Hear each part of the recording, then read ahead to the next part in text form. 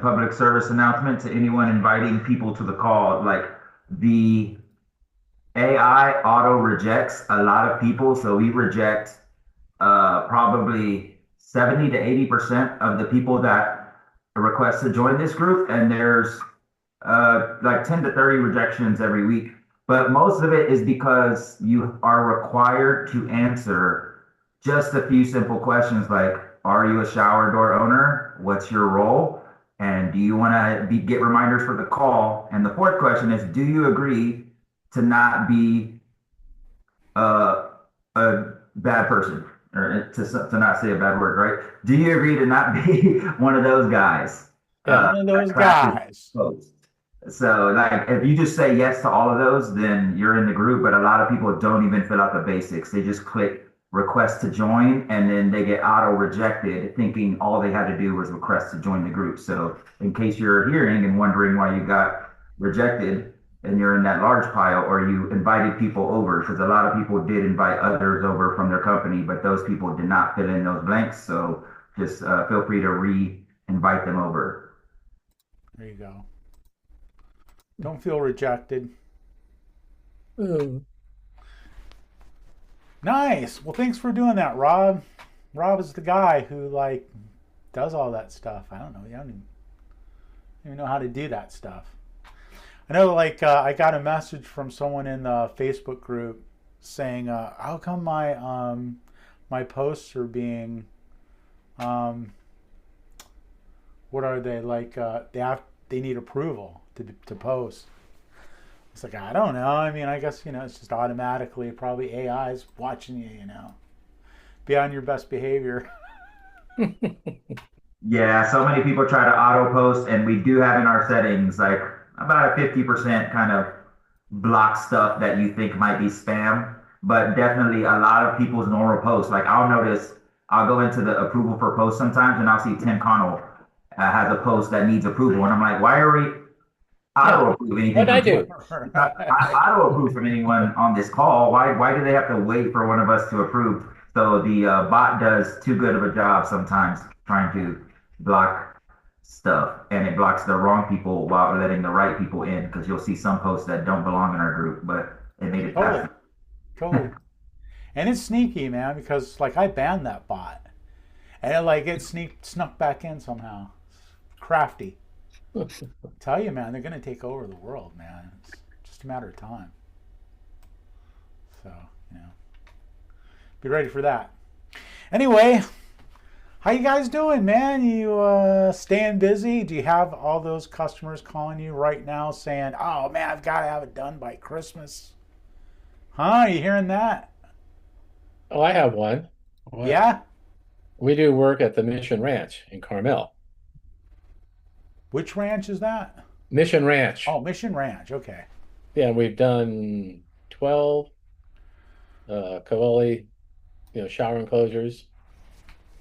So what they do is they schedule 3 rooms we put shut down, and then the contractor texts me, says they'll be ready to measure tomorrow, and we need them in by next Friday.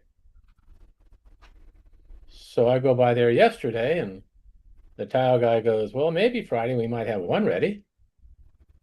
And the contractor texts me again this morning, and I says, "You need to tell your tile guy to pick up his pace, if you want him done. Don't blame me." And so they picked it up a little bit. And Can't you just install the shower door first and then have the tile guy come in yeah, behind? they can do that. Yeah.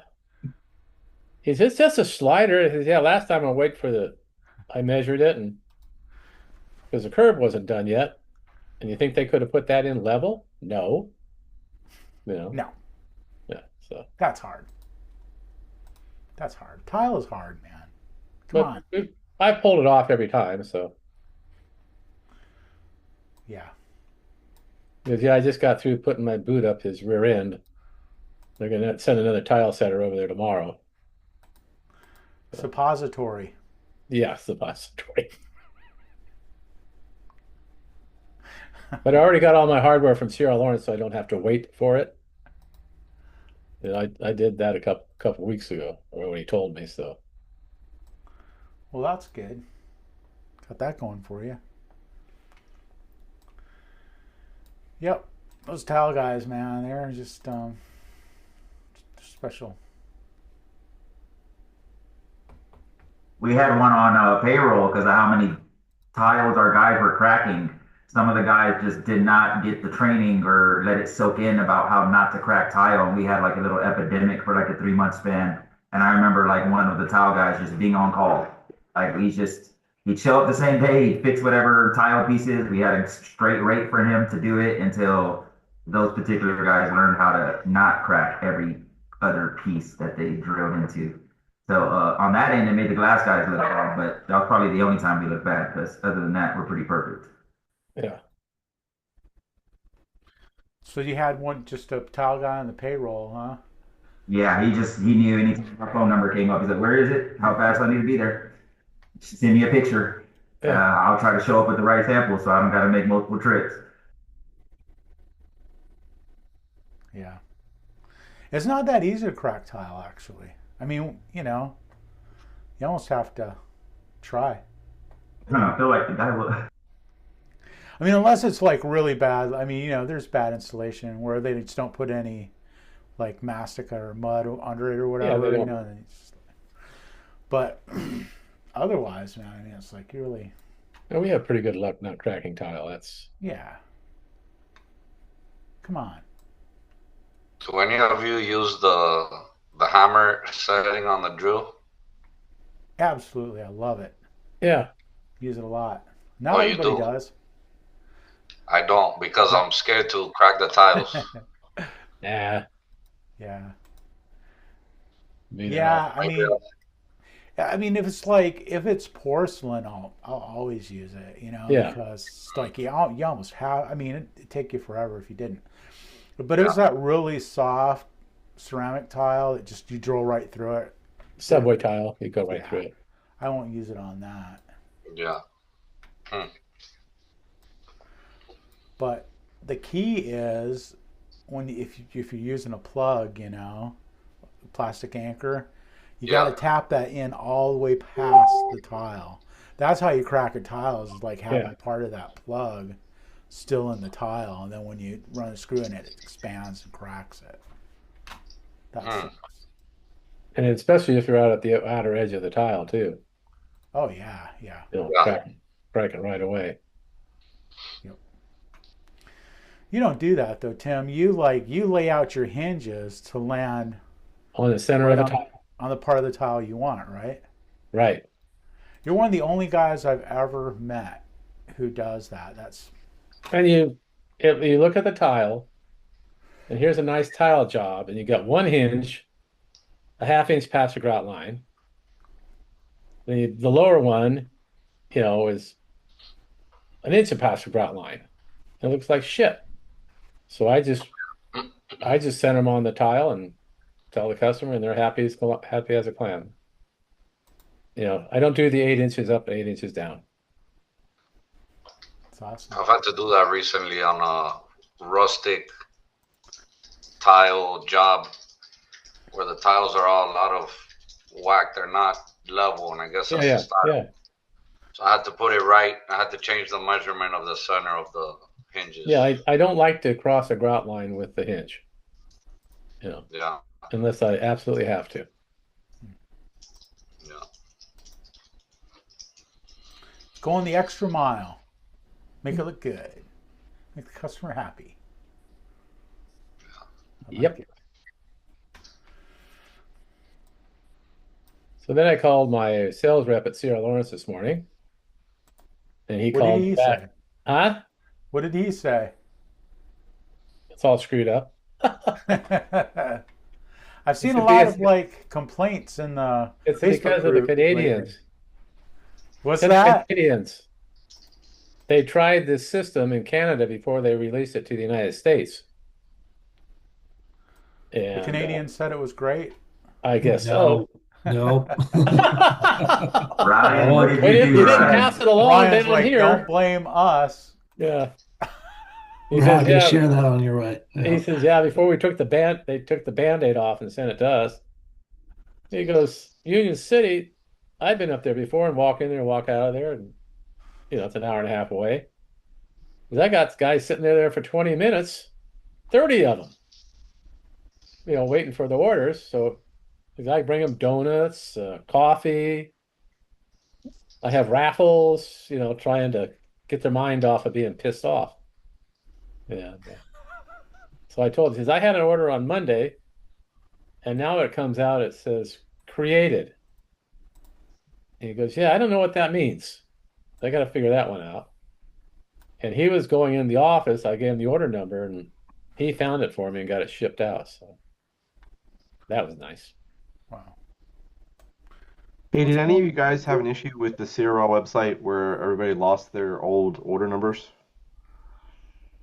Oh, on your when you go in your order history?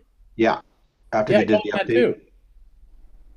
Because I had a door here and I thought I'd ordered the hardware. Mm-hmm. So I went back into my order history and maybe had 4 of them there with the order number in blue.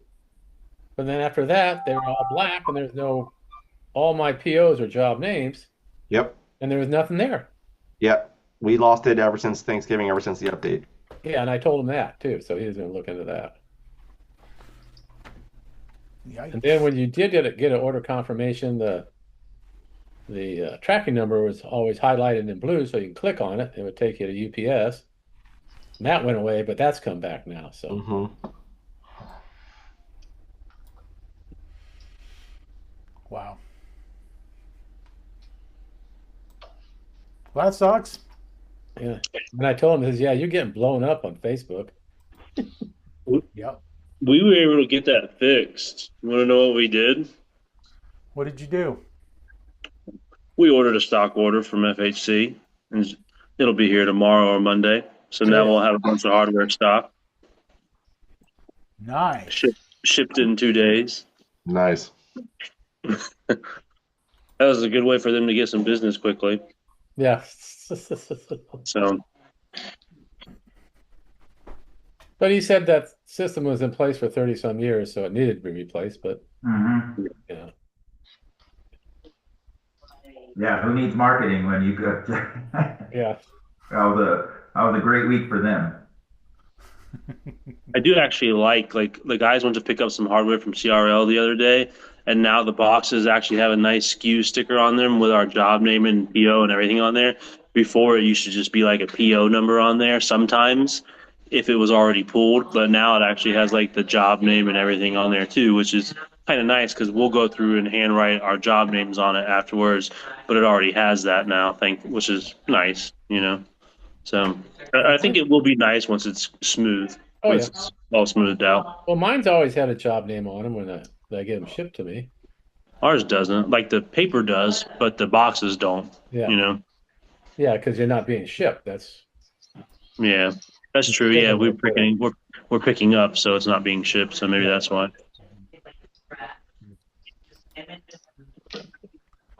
Could be. Has anybody ever bought hardware wholesale, like in bulk?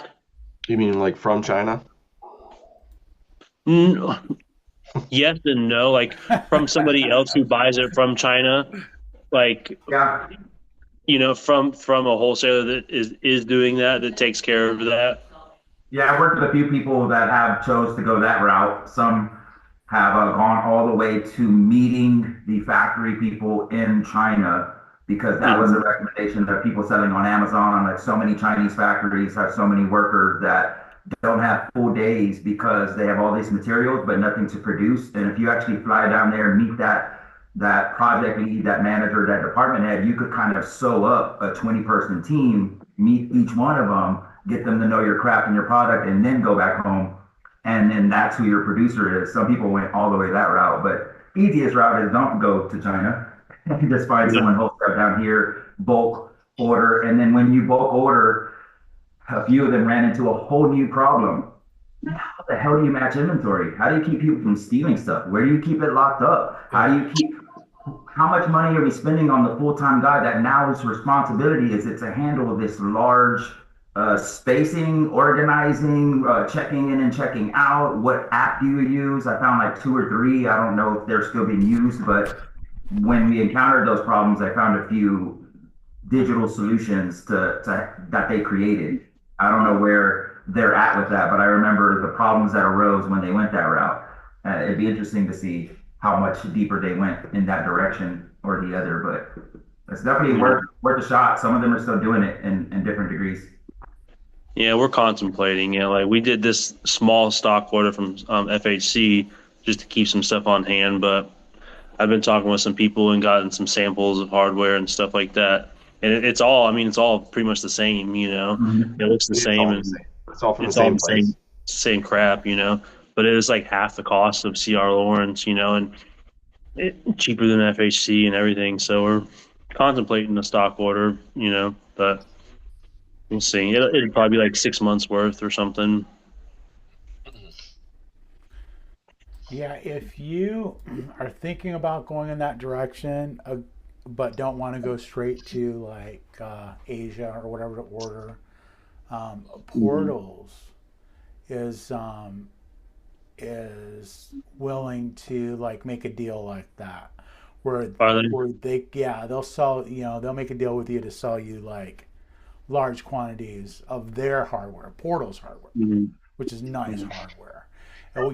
And they'll just like take their name off of it, and then you get it, um, uh, or even put your name on it. I think I was chatting with them a little bit about that like a year or so ago, and you just get a whole container full of hardware, and you get like a great deal. So it's something to consider if you don't want to go, like that route of actually like going to the factory in Mhm. Taiwan or whatever. Yeah, there's some place called Forge Tools, I think. I think they have a place out in California, like an actual place where you can order one-off stuff. But that's who I've kind of been talking with and got some samples from and pricing. So I don't know. We'll see. Yeah, it's worth considering. I mean, if you've got Oh, the yeah. space to store it, and the great thing about hardware is it's like it doesn't spoil, right? I mean, Mhm. you can keep it for 20 years, and so I mean, if you've got the space to store it, it's definitely worth like just buying a bunch of it Mhm. in bulk. I mean, the strongest reason I say it's worth all the trouble is what I saw some people able to offer after that. They weren't even looking to fix this problem, but when a guy messed up on site in the old days, we have to reorder. We have to get Mitch from Cardinal to reorder that hinge or that. And when we had it in stock, we got to a point where we could always tell the customer, we're gonna fix this and now. And before that wasn't the answer. If you didn't order more and have extra or have any backups, like it's a week or 3 days or until then, and how pissed is that customer? How bad is that review? So that when you do stock everything, the ability to come back, offer every upgrade, and not have to wait for any mistake, that's beautiful. Beautiful thing to give your guys. Mhm.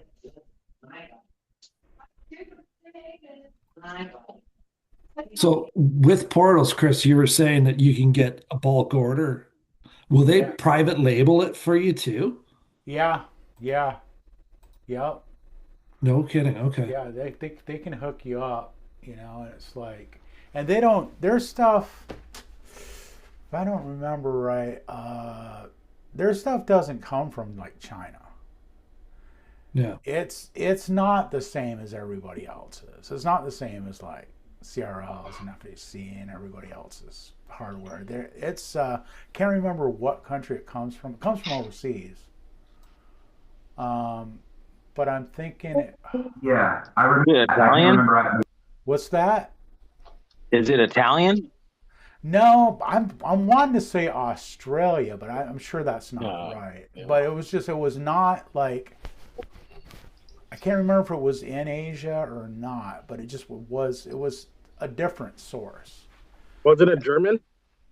No, no, No. um, it wasn't European, I don't think. But it's good. I mean, everybody knows Portal's hardware is like just it's superior, to everybody Well, at else. least on the reorder, your Chrome from previous hardware is going to match the Chrome on the next hardware if you go to Yeah, intermix. Yeah, and vice right. versa, the brass or the matte black or so on and so forth. Yeah. So Right, and you can really tailor your product, your offerings, to be your brand. It's funny. I was just talking to a consultant, that I talked to, a business consultant today, and we were talking about this concept of how you have to educate your customers. I mean, it really doesn't matter what industry you're in. If if you've got clients, you need to explain to them how like your business works, how you do business, and train them to do business the way you want to do it. Because the truth is, it's like unless you're like Walmart or McDonald's or something, I mean, it's like everybody's not your customer. no. You can only do business with so many people. So the key is to eliminate those people who really aren't your customers quickly and qualify them. And it's like I think a great example of this is the Dobmans. I mean, Yeah. what they've done, how they have their system that they do. They use pivots instead of hinges, and they have a way that they do it, and it's their brand. And basically, people call them, and they're like, this is what we do, this is what we offer, and people love it, and they do tons of business. So thing about portals is that they don't offer everything. They don't have every finish, and there are some kind of quirky things about their hardware if you've done business with them. Like not every like the light duty hinge doesn't look exactly like the heavy duty hinge. They look a little different, and then like I say, they don't have all of the finishes, but they've got like the biggest selection of handles I've ever seen, and and their hardware is nice. It looks nice. So I mean, I think it would be worth considering. I mean, I did consider at one point of like just Yeah. buying that hardware, even if just a small selection of it, just like a couple of light duty hinges, a couple of heavy duty hinges, and a few handles, and these finishes, and then be like, hey, here's our selection. The average person, in my experience, when I was selling, was like wanting me to tell them what to get. There are some people who like they really thought they knew what they wanted, or they'd done research and stuff. But that was like few and far between. The average person was like, well, what would you do if it was your shower? I mean, so many people asked me that question, like hundreds and hundreds and hundreds of people. What would you do? It's like, well, you want to have an answer for that, and you want it to be like really confident, like, oh, this is what you want to do right here, And man, it's easy to do business with people once they understand how you do things, right? So yeah, I really highly recommend just develop kind of a pitch like that of like, okay, this is how we do business. All the successful shops I've seen do that. They're like, this is how we do business, and like I say, if you're going to do things the way everybody else does it, you don't have to worry about that because people know what to expect. But if you're going to differentiate yourself from other people, then you need to be able to say, okay, this is how we do it. This is our way, and you're going to love it. Exactly. Yeah, for me myself, what I do, I have I seen a post the other day, and there was issues with leaking underneath the door. Well, this is something you gotta educate your customers on, and and you got to not. I just feel like some people just sell a job just to get it, without explaining A to Z, and then they pay for it later. And that's their fault. Yeah, So, absolutely. Like just anything to sell. Yeah. Oh yeah, definitely. Anything to sell the job.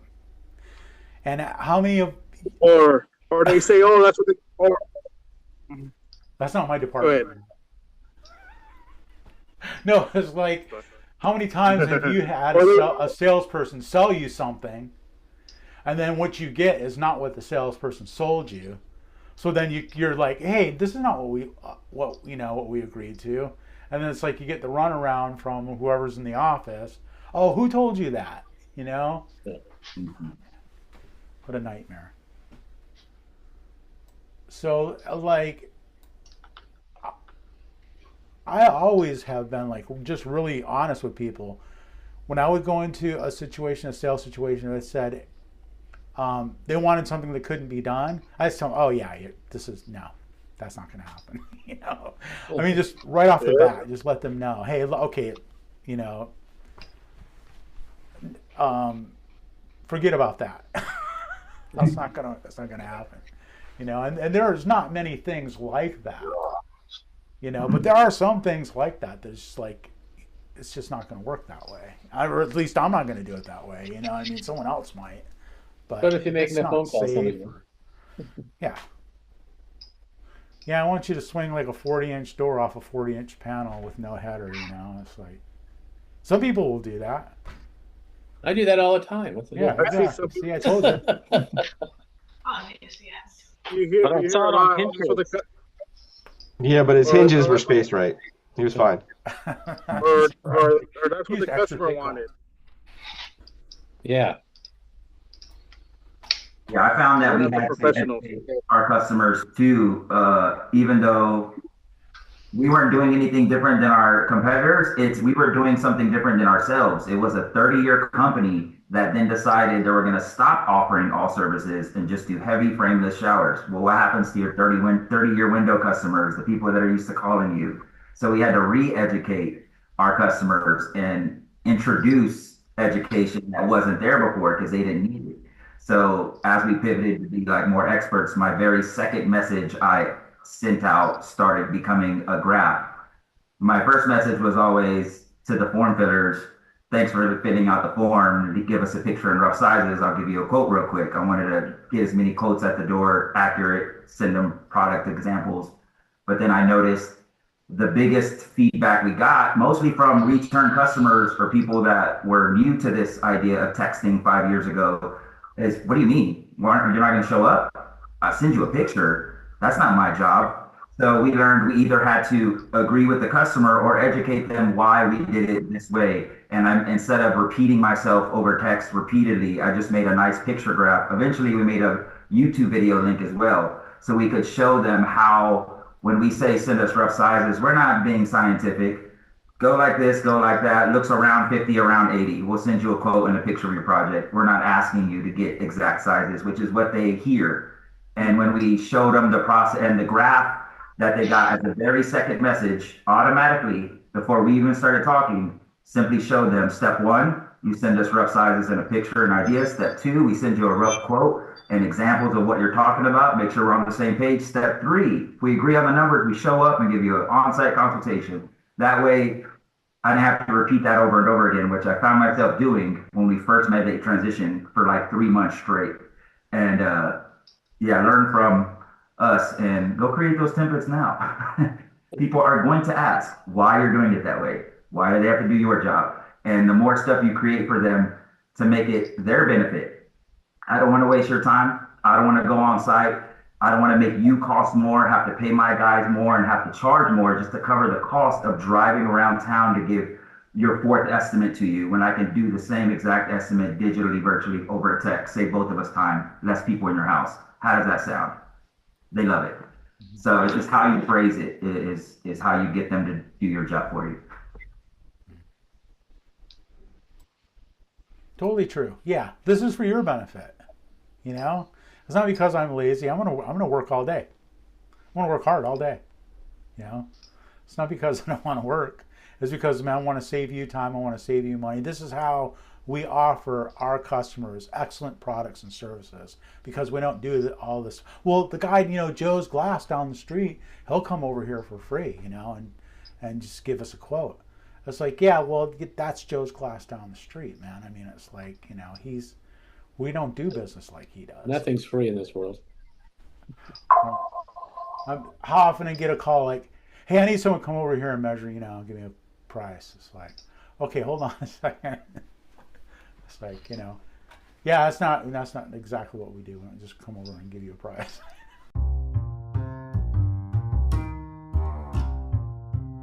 This episode of the podcast is brought to you by GlassGadget.com.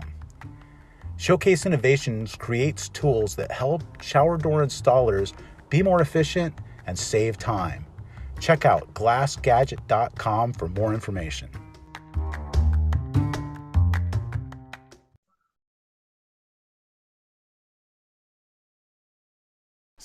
I've gotten lots of free opinions. They were completely free. Yeah, free opinions. I've got a whole bunch. I mean, it's like my free ones aren't very good, but the ones you pay me for are excellent. They're really good. But my free opinions are like not very good. But I've got a lot of them, and so if you don't like the first one, I'll just give you another one. And they're free, man. So you should load up.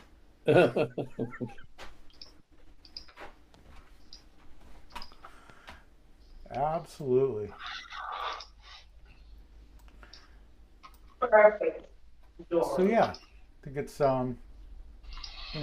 it's worthwhile. Like what Rob was just describing there is just kind of what I was talking about earlier. To really figure out what is it,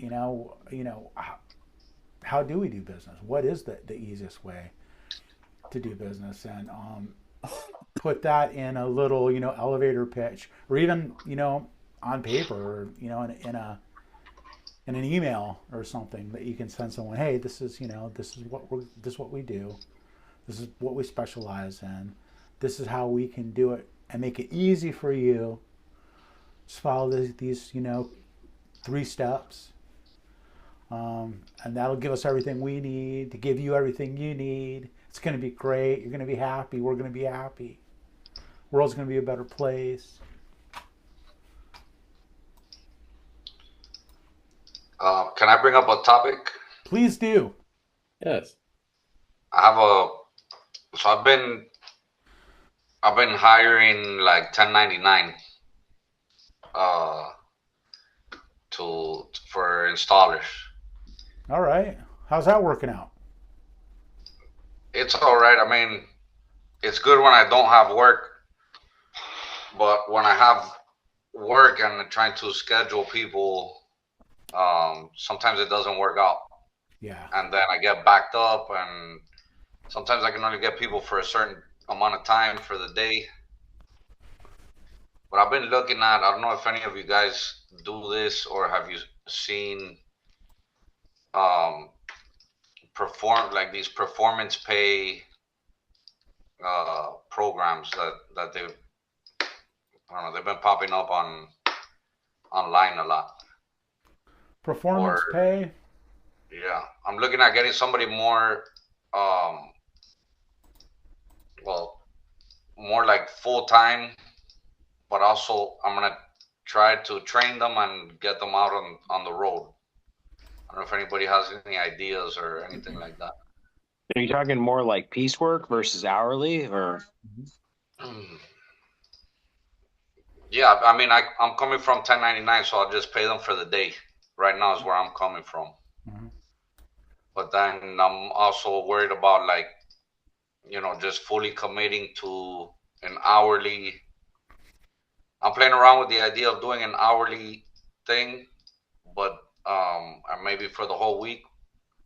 And also I've been seeing those things about performance pay that kind of, they're more like motivated supposedly to get out there and do it on their own instead of you babysitting them, a year for training or whatever. Just kind of wanted to pick your guys' brains a little bit and see if you were in my shoes. As you train them, their pay increases. Is it like you have to pass a certain test or go so far? Is that what you were thinking as far as performance pay?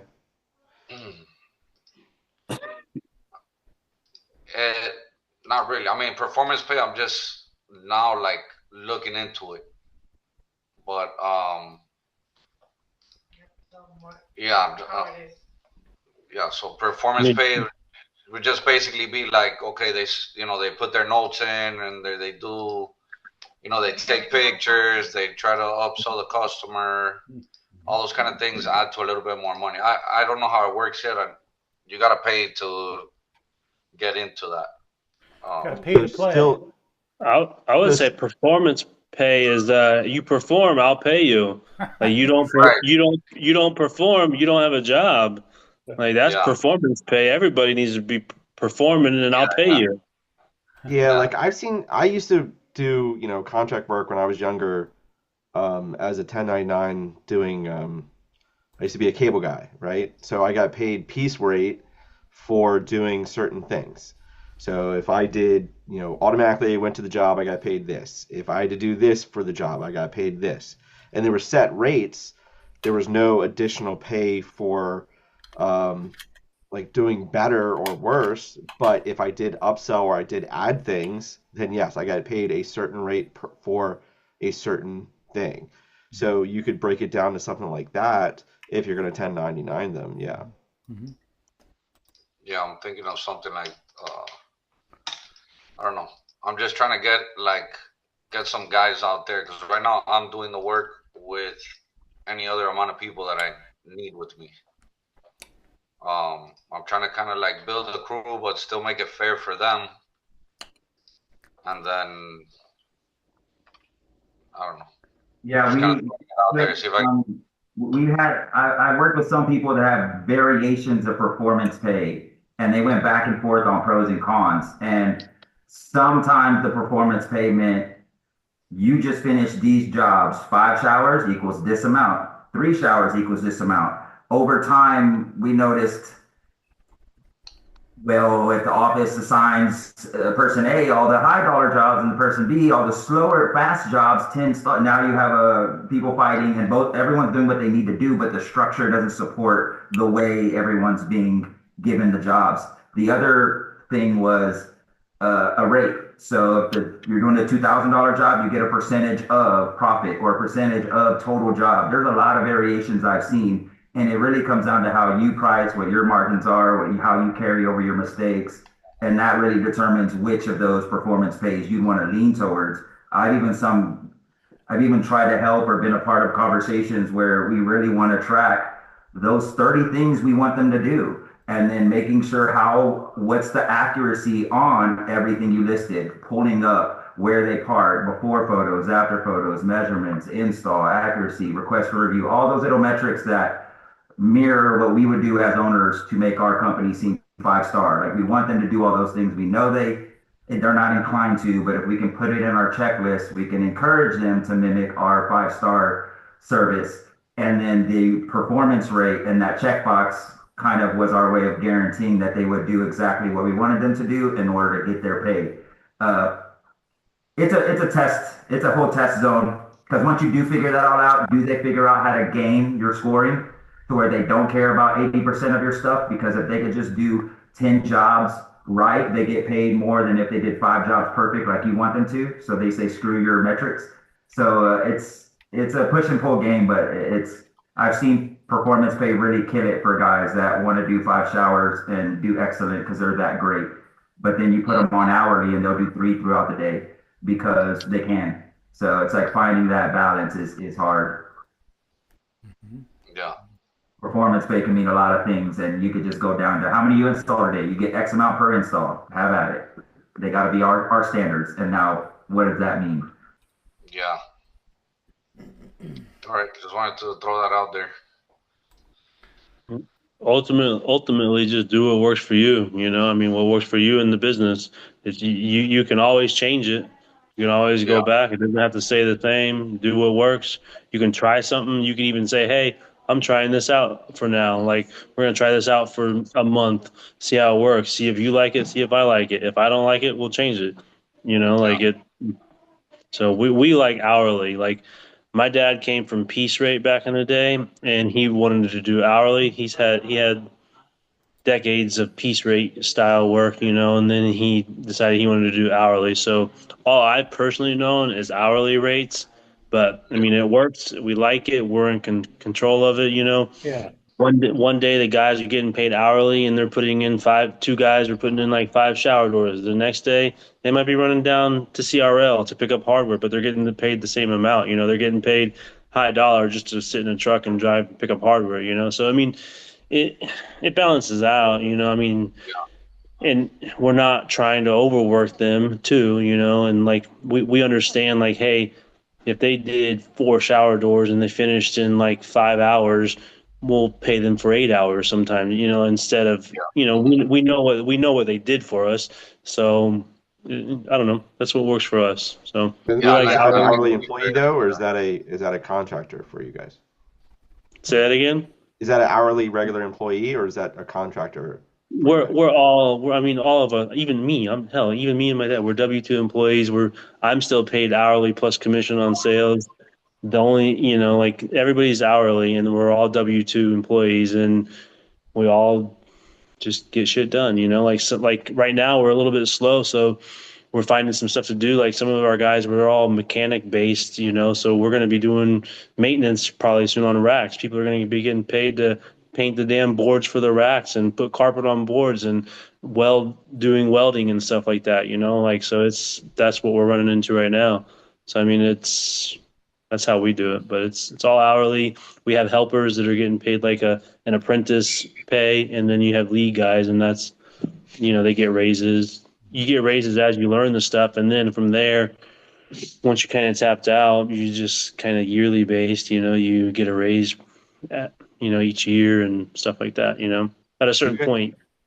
do you guys have any of those guys? We have one that's just going to be a permanent helper. Like he doesn't want any more. He doesn't That's want to fine. do That's anything great. else.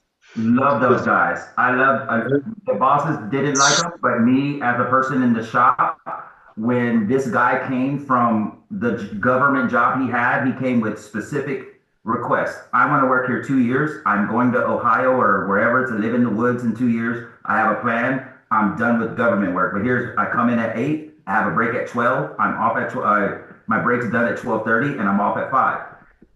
That normally wouldn't work for our glass world. It's like, yeah, right, you're gonna finish your job. You're gonna stay. Like that's our blue collar. Yeah, right. Here's the door. But this guy came with requests. We fulfilled those requests. He was the shop guy, and that's it. And at 12, he was on lunch. At 12:30, he was there. And at 4:59, 59 seconds, he's walking out the door every day consistently. And we could rely on him to do that. And in 2 years, he was gone. He never wanted nothing more. He didn't want a part of the culture and the rah rah and the meetings and the inspirational stuff we were trying to do, which is fine. You want people to buy in the culture.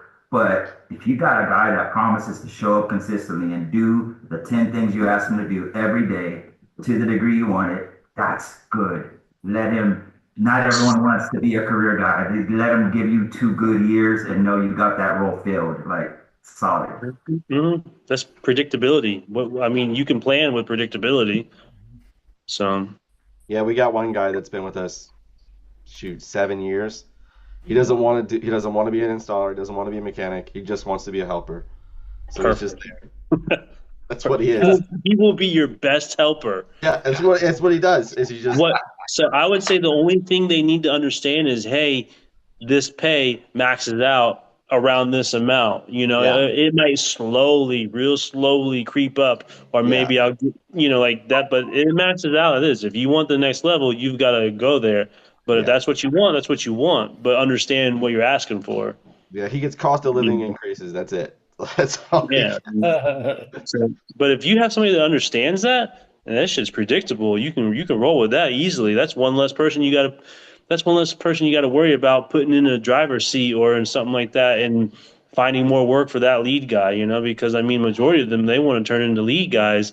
Now you got to find work for that lead guy. Yeah. So Or be that's, concerned that they're gonna leave you if you don't make them yeah. a lead guy. Like, yeah, the guy, Yep. the helper guy who just wants to be a helper. Just give me this and I'll be loyal. That's a guy who will be there for the long term. And everybody else, you're always wondering, are they looking for another job or are they gonna have to like replace them? Yeah, that's gold. Yep. Totally agree. It's super tricky going from being a one guy operation to the next guy. I mean, that is like the hardest transition that you'll ever make in business, is going from being alone to having to have one employee. And then like going from having one employee to having two employees is almost as hard as that. And I think that once you have two, it gets easier to add people, because now you've got the makings of a culture. You've got a couple of guys to train a third guy or whatever. But like that first initial launching out, man, is so hard, because it's like I really don't have enough work to keep a guy busy 40 hours a week. I don't even know if I can give him 20 hours a week. And how am I going to find somebody to commit to me, to be my employee, when I can't commit to him to really be his employer? I mean, that's really, really hard. One thing that might be available is like, they have day labor here. I think that it's called People Ready. Used to be called Labor Ready. Now they call it People Ready. I think that's a nationwide thing. And they have different levels there. All right. So you can hire somebody with like a helper, like someone who, hold the end of my tape measure, and Right. you have to remind them a few times to keep holding it. A guy like that, for like the minimum, whatever it is, probably minimum wage plus $5 or whatever. But you can get skilled people too.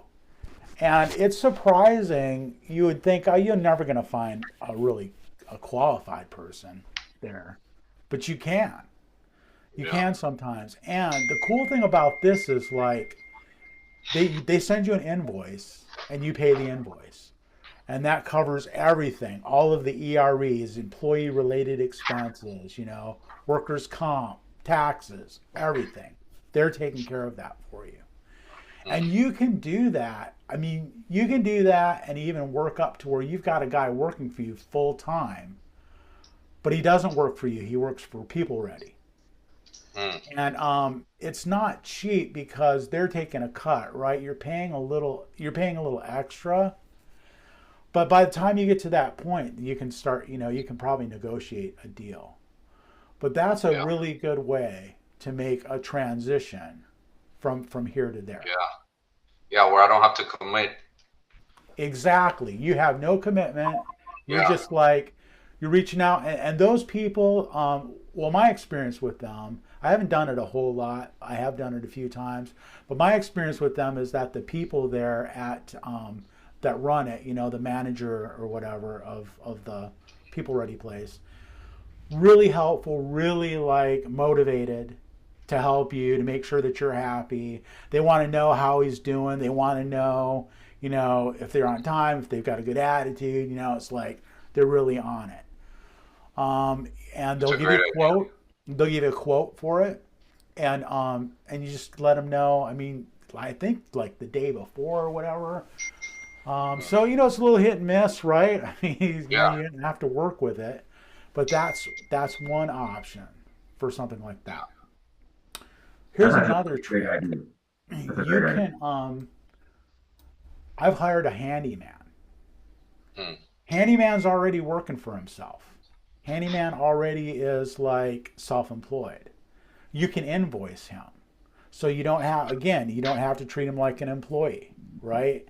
You're hiring him if you hire somebody just like casual labor, they've made that kind of impossible now, the IRS and stuff. Yeah. Everybody will get in trouble, and it's, God forbid somebody gets hurt, then you're really in trouble. With a handyman, you can still be in trouble if he gets hurt, but it's somebody who you can kind of consistently hire for a day or two, a couple $100 for a day or whatever, or part of a day, and build a relationship and have him learn how you're doing things, and you kind of learn how he does things. That could really work into being, helpful in the pinch, right? And for him it's a good deal because he's learning kind of a new trade. He's learning how to handle glass. He's learning some of the, you know, the tricks of the trade. That's another one. Here's another one. I'm a guy who with a lot of experience at this. What? Another one is like I've hired movers.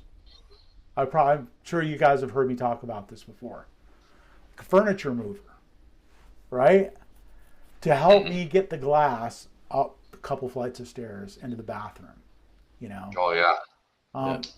This is something you can do. Like if you've got when you're in that place where you've got one employee, and you don't have the second one yet, and you have to work in the office and do everything except install, and then try to install sometimes. Sometimes you can make a relationship with a moving company, and they can send a guy over for an hour or two just to move the glass, get the glass up the stairs into the bathroom. Yeah, that's a great idea. Yeah, and then a lot of times that's really the work, man, right? Is getting the glass up into the place. One guy a lot of times can do a lot of the work. And you know, they won't set the glass, they won't do any installation, you know, probably. I mean, you know, who knows, you know. But officially, right? Correct. Yeah. They're not going to do that.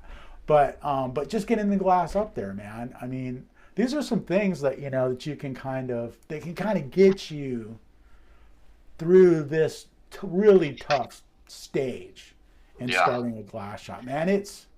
Dude, I feel your pain. Believe me, man. It's like it's really tricky, and then there will be some false starts, you know, and all that. And I mean, I'm sure it's never going to be smooth. It can be. You can get there. You know, a lot of these guys here have really smoothed it out. You know, they've got, you know, like listen to Daniel. And Daniel's just like, yeah, you just hire a guy and you pay him, you know. Yeah. Right? I mean, they've got it figured out. They've been doing it for a while, you know. Yeah. Worst case is they don't have a full 40 hours, but you let them know, like, hey, man, this is who we are. This is what we're going through. Be honest with them. Be real with them. You know, you hiring somebody that is real like you, and you know what better way to motivate you than committing to an employee? Like, shit, now I gotta feed this guy work and feed us work. Like, that'll get your ass out there selling something, you know? Like, what better way to be productive and make sales than be committed to having to do it, you know? Yeah, I did think about that, just jumping in, and then it's gonna make me fill up that schedule. Yep. Mm-hmm. So, Lazaro, sorry, is it just you by yourself right now? Yeah. Well, it's me and my fiance. She handles all the phone calls and the back and forth with the customers. And I'm out installing and picking up materials and measuring. But I do have a handful of guys that I call, you know, on any given day to work, however many people I need. But it's just getting a little bit, especially now with the holidays. Some people they don't want to come that day or whatever the case may be. And my work has been picking up. So I'm already starting to feel the need for somebody that's consistent. So how we did it, granted, so when we first started, it was just me and my dad doing it. And then, you know, but he had a helper before, which was a family member of ours, and who was just working part-time, kind of how you're doing it. And then me and him kind of went our separate ways because I couldn't work with him. So then it was just him and a helper. And basically he just kind of set it up as like, hey, as far as the helper, like, hey, this is what I got for the week, or this is what I got the next couple of days, and just having him work part-time. And then it turned into, okay, now we're getting consistent to where he was working more full-time, but just as a helper.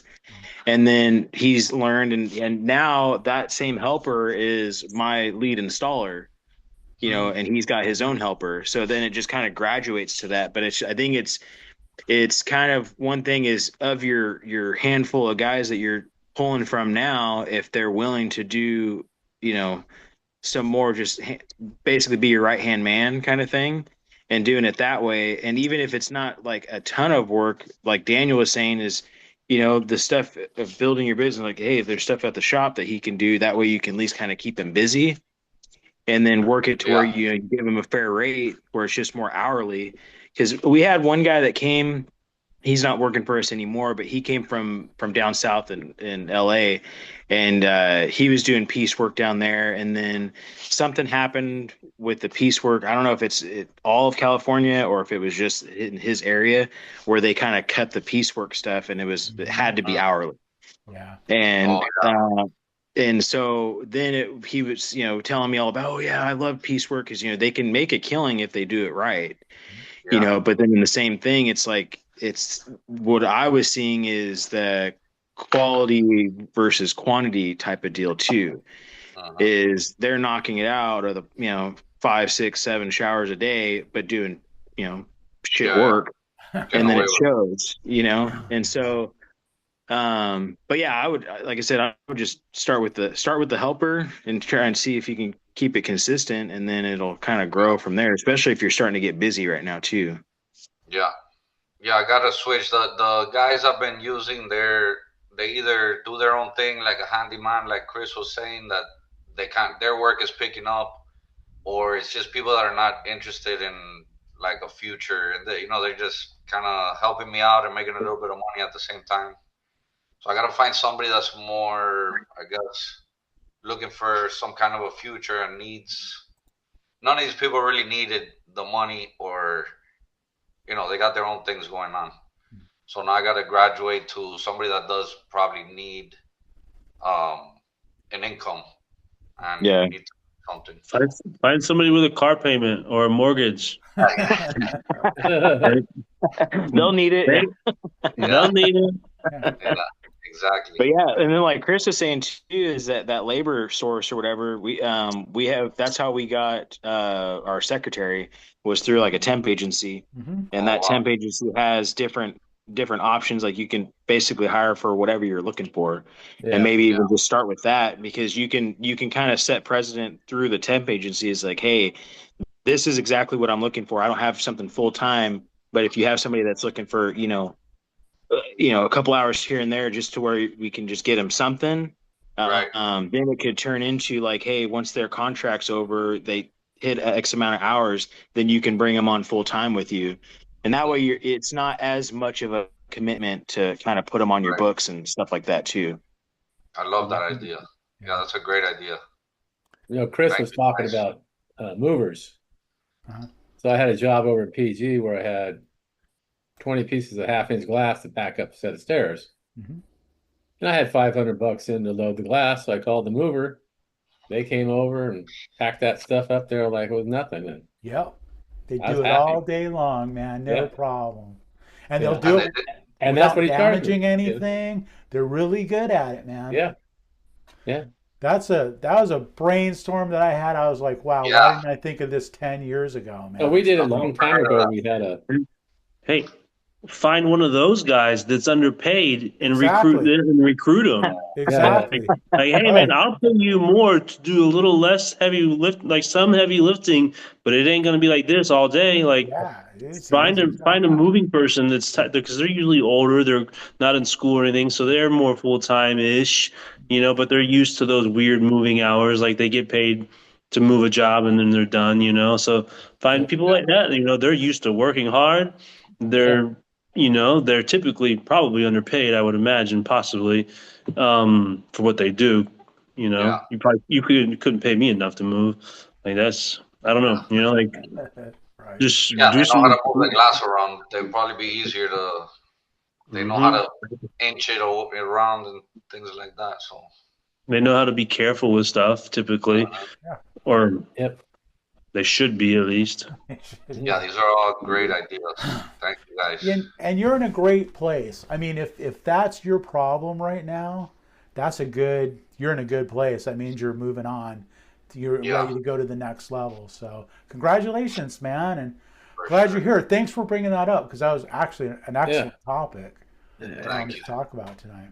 Yeah, it's important. Help it's a big deal. Huge. It's like probably the biggest thing, Yeah. really. So People will be your biggest struggle. Like that's your biggest struggle. yeah. Yeah.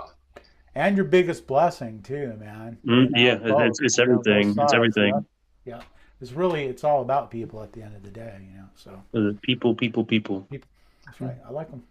It's in a book somewhere. It's one of those books. The Keller. I think it's the I like Keller. people. I think it's the Keller Williams guy that wrote his book or something like that. Vic Keller, I think. Yeah. Awesome. All right. All right, you guys. Thanks for showing up, man. See you next week. Thank you, guys. Good night. Good night, everybody. See you guys. All right.